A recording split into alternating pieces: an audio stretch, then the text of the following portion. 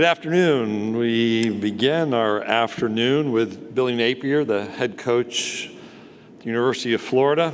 Billy's been an assistant in the Southeastern Conference previously, but this is his first appearance as a head coach at SEC Football Media Days. I think you all know prior to moving to Florida, he had been at the University of Louisiana. I have Southland Conference roots in those in-state Louisiana relationships. I kidded Billy, I know it is UL Lafayette, but officially University of Louisiana. Led University of Louisiana to the 2021 Sun Belt Conference Championship. He was a two-time Sun Belt Conference Coach of the Year. His dad was a hero to him and a big part of why he's now in coaching. Initially, his dad, who was a high school coach, was his model. Billy's intent, like his brothers, was to coach at the high school level. And among other stops, he's been at Clemson, Alabama, Arizona State, and the University of Louisiana before the move to Florida. You may recall, in fact, I will note this one caught my attention. I think it was a halftime interview this past season when he said during that interview, "Scared money don't make money." And that's about how you call a game and how you play a game. That wasn't about NIL, folks. That was a good halftime comment. So it's my privilege to introduce to you the head coach of the Florida Gators, Billy Napier.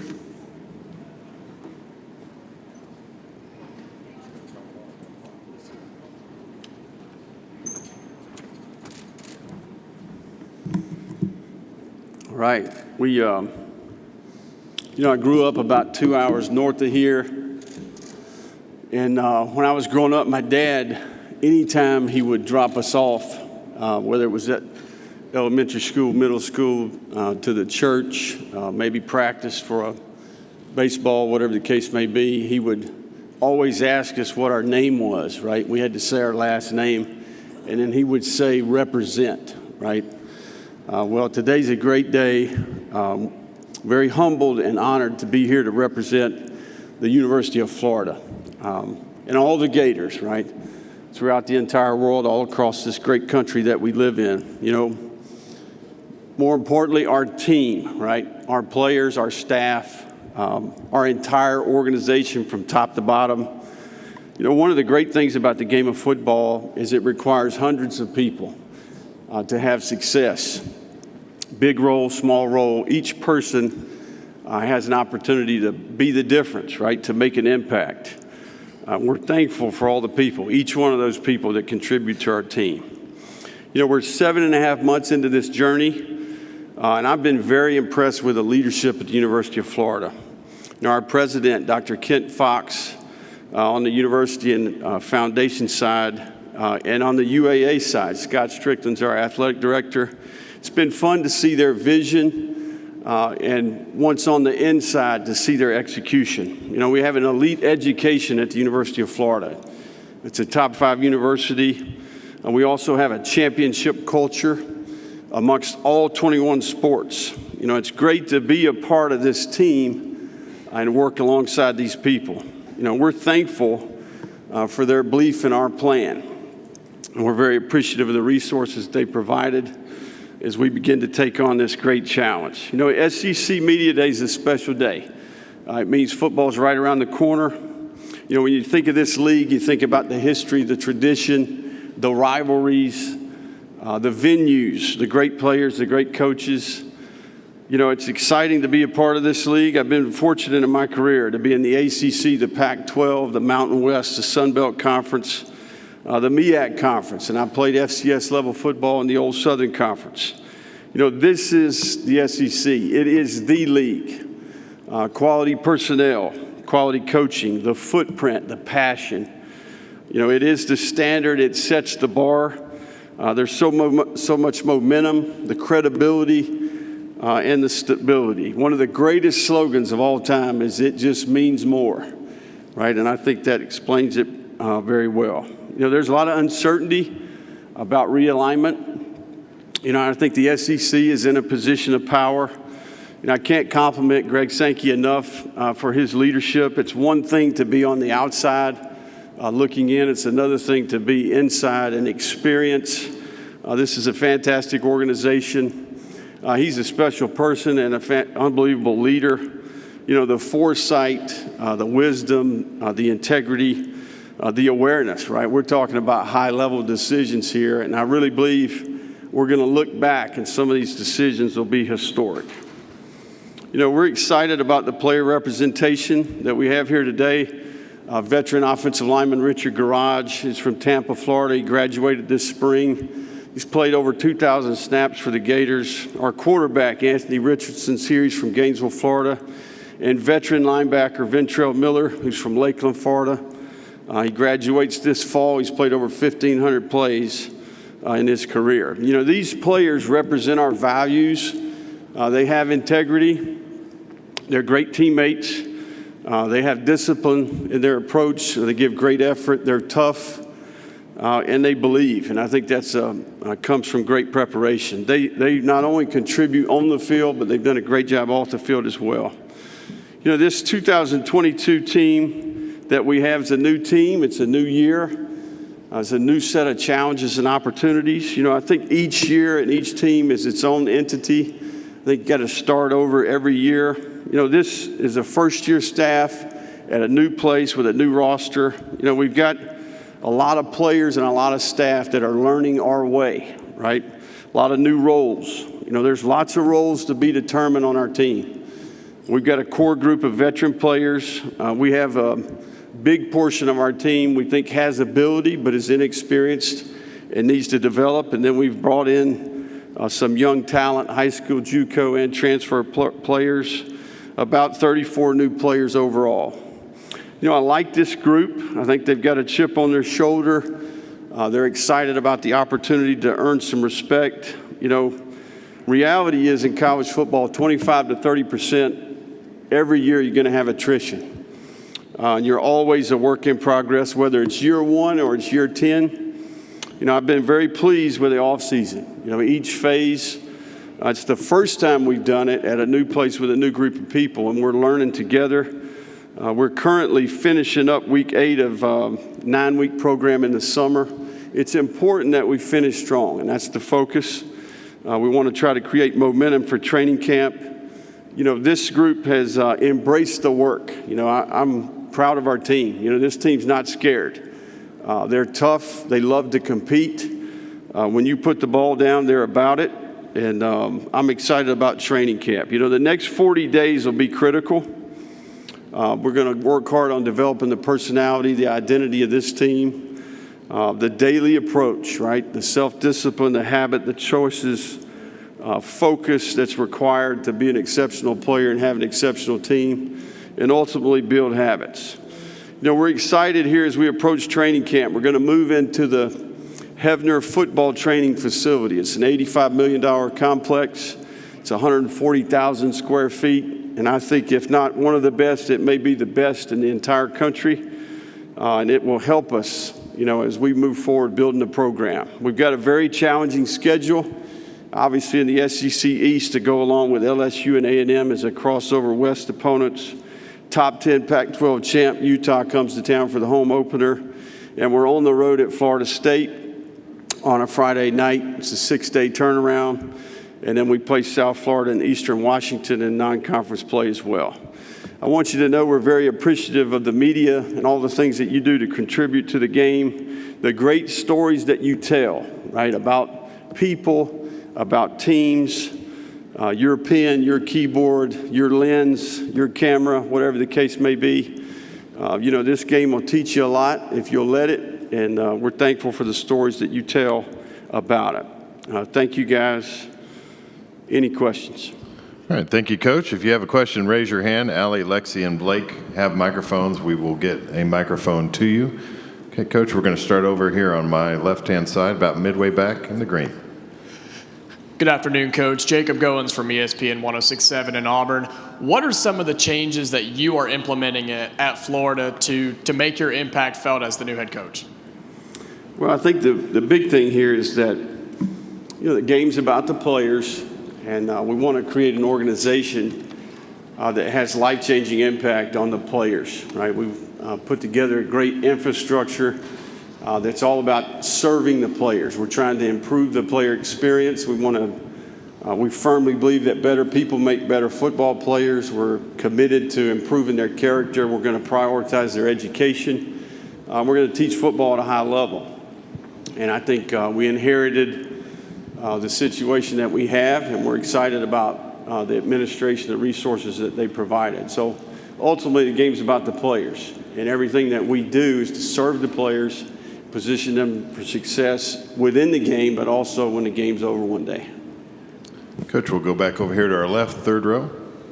Hey, Billy, Ben Portnoy from the State newspaper in Columbia. I know Bobby Lamb coached you when you were at Furman and was on your staff at Louisiana. I'm just curious kind of what he's meant to you as a mentor coach and what it's been like having him by your side at least the last few years as well.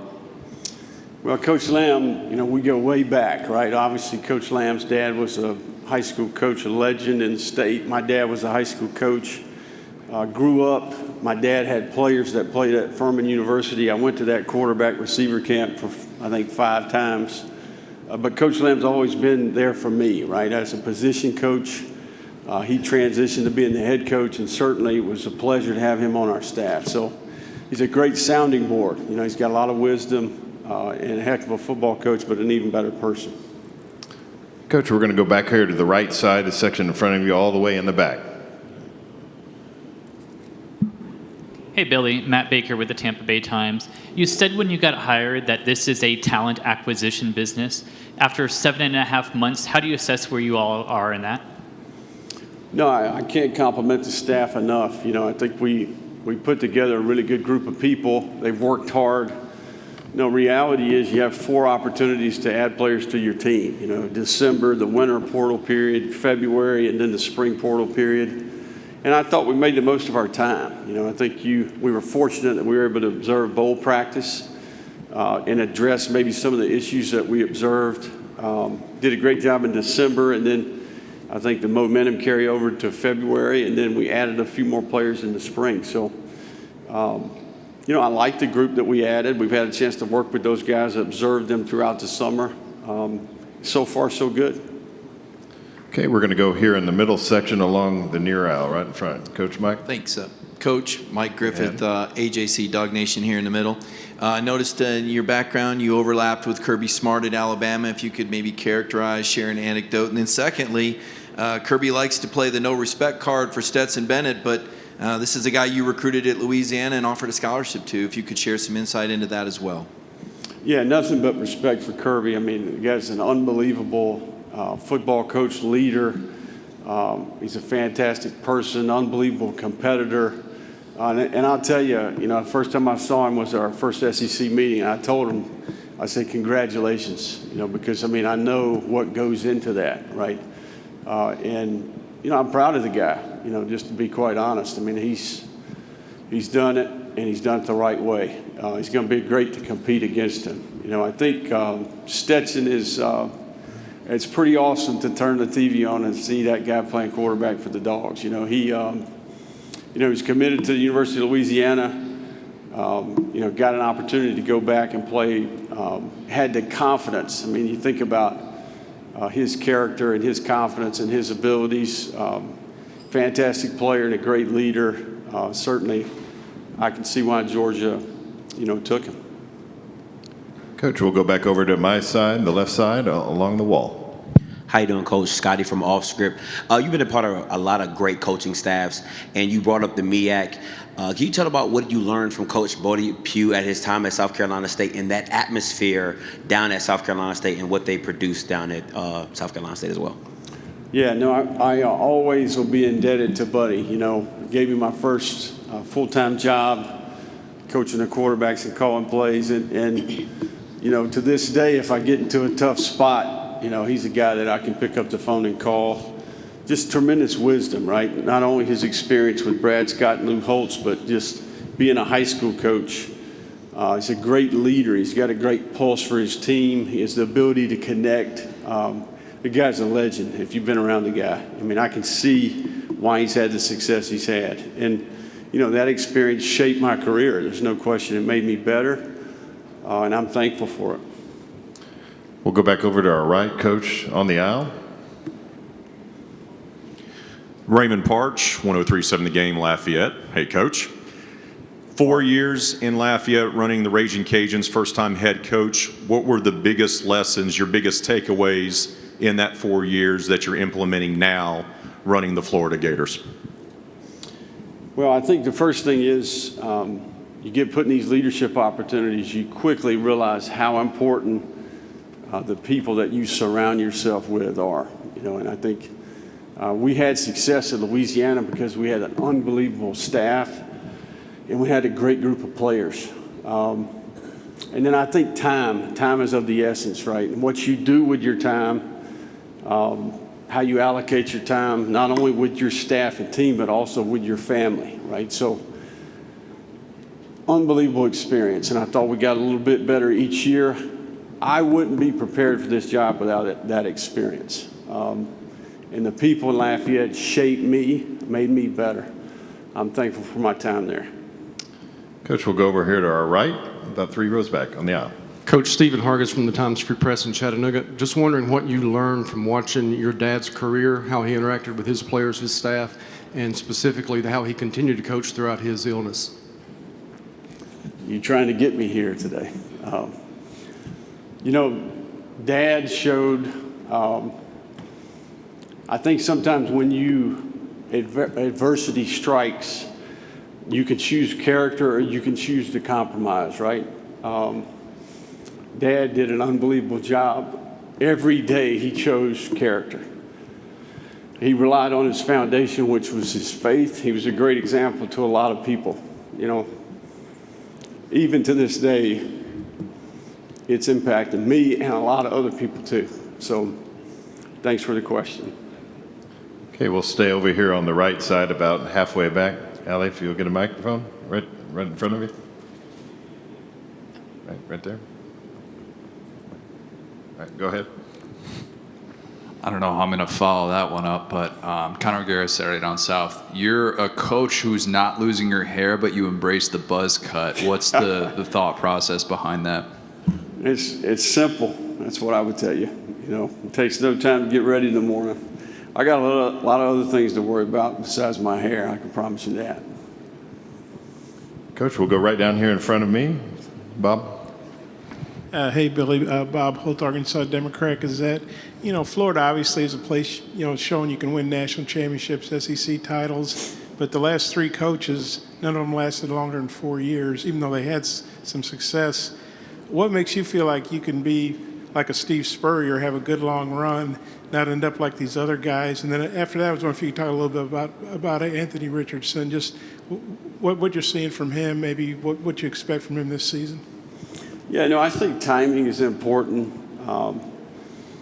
in every job, right? I mean, these are big decisions, and a lot goes into the research leading up to those decisions. And I think that I've been impressed with the leadership at Florida, right, in terms of their awareness, what's required to be competitive at this level, their investment in the Hebner Center, the resources it took to build this new facility, I think is going to help us in recruiting. It's going to help us acquire players. It's going to help our player experience, right? It's going to help our efficiency as an organization. And they were committed to our vision and our plan, right? I think we're 20% bigger as an organization. We've modernized the approach, but we've got an incredible product. I mean, we have history, we have tradition, we have an elite degree. We have one of the best experiences for scholar athletes in the entire country. And it's been done before, and they're passionate about doing it again, right? And I think they understand maybe why there's been struggle, and I think they're working hard to address those things. But I love a challenge, and this is a challenge. And, I think we can get caught up in all that, or we can see an unbelievable opportunity, and that's exactly what I see. As far as Anthony Richardson's concerned, I've been impressed. I think he's remained humble. He's got a little bit of an edge. I think he wants to prove himself. He's still relatively an inexperienced player. I think he's played 221 plays or something like that. He's completed 33 passes. He has tremendous ability. He's working hard to develop, improve as a person, as a leader. He's working hard to increase his football IQ. His skill is developing, and I think he's prime to have a phenomenal year. But we've got a lot of work to do, right? And I think I told him, I can still remember in the spring game, I could see he had some urgency about him.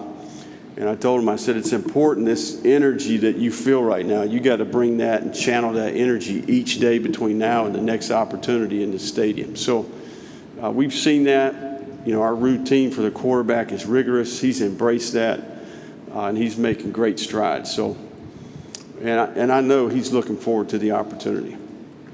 Coach, we'll go right in front of you here on the second row.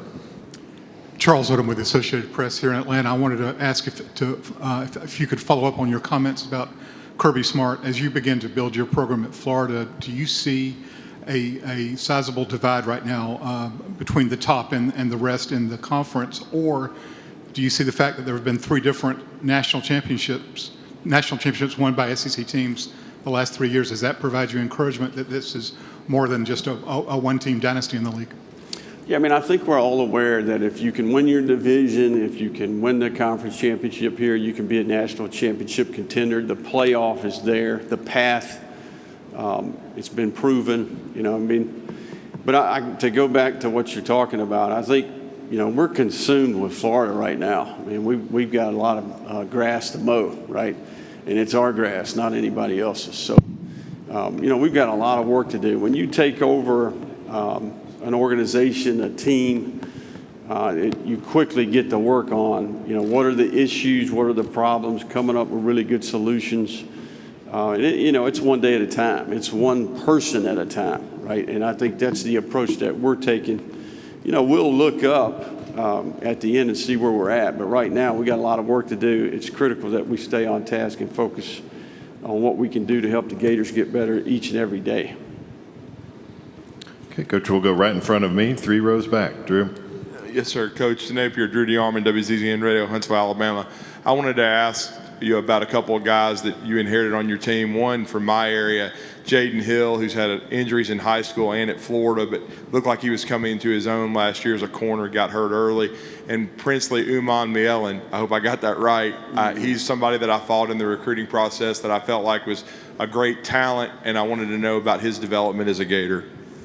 You know, Jaden, had a chance to get to know Jaden a little bit. I think I admire Jaden. You know, I mean, to go what he's gone through from an injury perspective. I think it's important when you're trying to overcome an injury to keep perspective. I think it can benefit you if you have the right approach.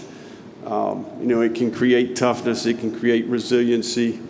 And I think we see that it shaped his character, and he's better for it, right? But anytime you get injured, it's a challenge. So Princely's had a really good offseason. You know, I think I admire the work he's done in changing his body. You know, he was one of the really standouts when we got the DEXA scans back from after the 9-week training block in the spring. Really made a ton of progress. Guy did some great things even today, right, in some of the testing. So Princely's primed to have an exceptional year. He's one of those players that doesn't have tremendous experience, but we think has ability and is going to have an opportunity to impact our team. Coach, we'll go in the section to our right, about 3/4 of the way back. Robert? Robert Cessna, the Bryan College Station Eagle. Coach, I wonder what you picked up from Nick Saban, and by the way, an early happy birthday. I think your birthday's tomorrow. I appreciate that. You know, Coach was great to me. I mean, heck, I think each person that's worked for him would tell you the same thing. You know, he's created opportunities for me because of the things that I learned from him. You know, I admire Coach's consistency. You know, he was unbelievable in his approach. He set the standard. He set the bar relative to the discipline, the work ethic, the focus, the ability to sustain. You know, we could sit in here all day and talk about the things that you learn along the way. But, you know, he was good to me in my career. He hired me twice, gave me an opportunity as an analyst, brought me back as a position coach, and really helped me in a difficult time there when my dad got diagnosed with ALS. Really helped me in a lot of different ways. So Coach has been great, man, and admire him for what he's accomplished, and he's not slowing down anytime soon, I don't think.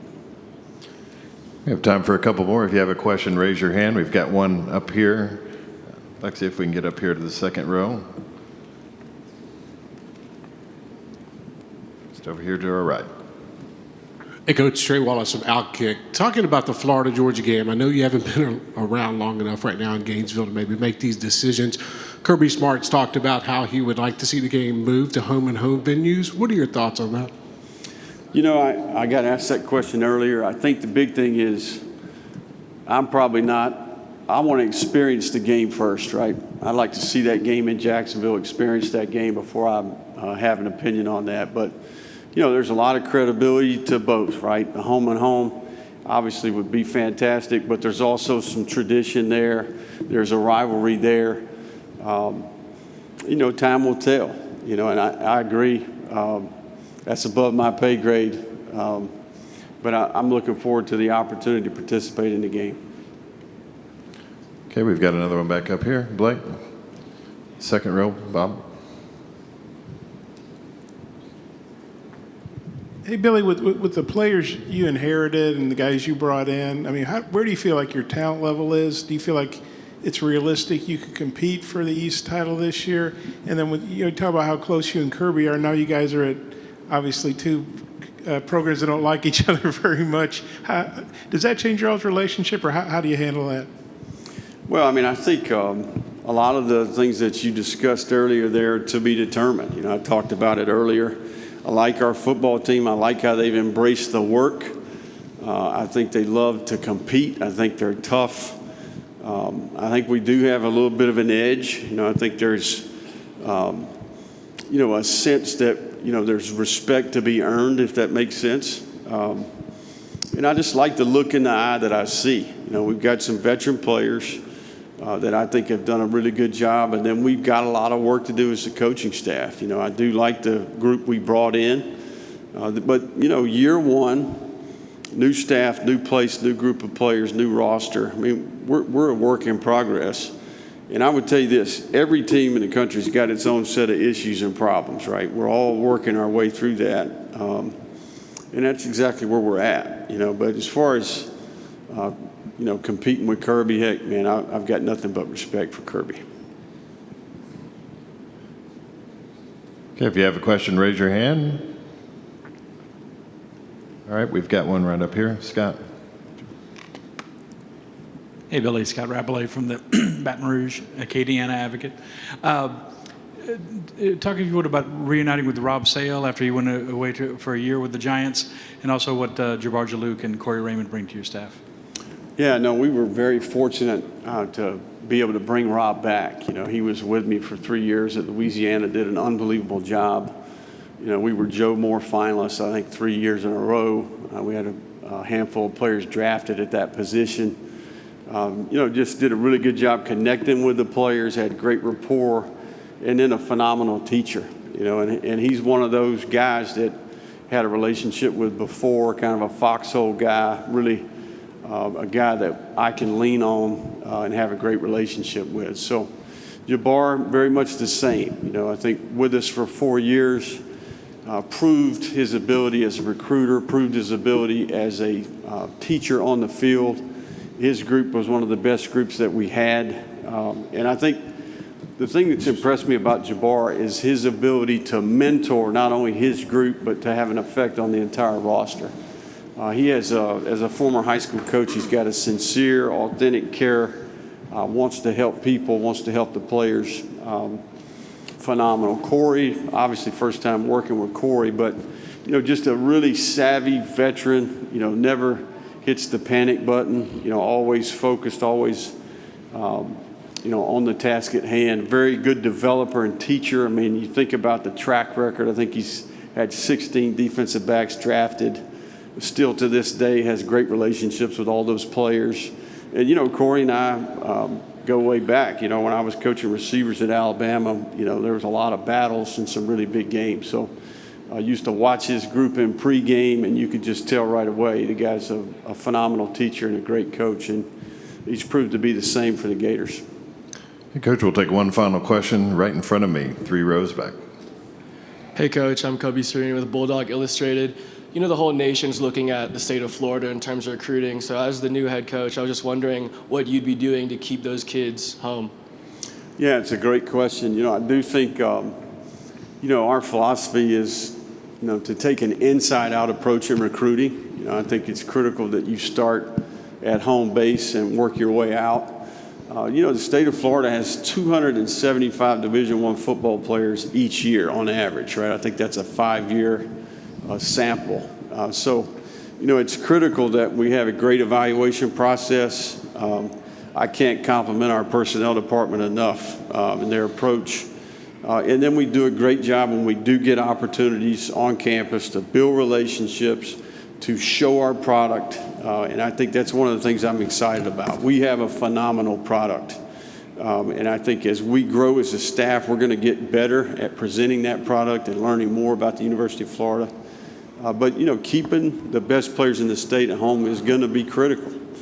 And the good thing is there's a lot of them to go around. And we're going to stick to our plan, inside out, evaluate, recruit. And once they arrive, we're going to work hard on developing them as people, as students, and as football players. Coach Napier, thank you for your time this afternoon. Thank you.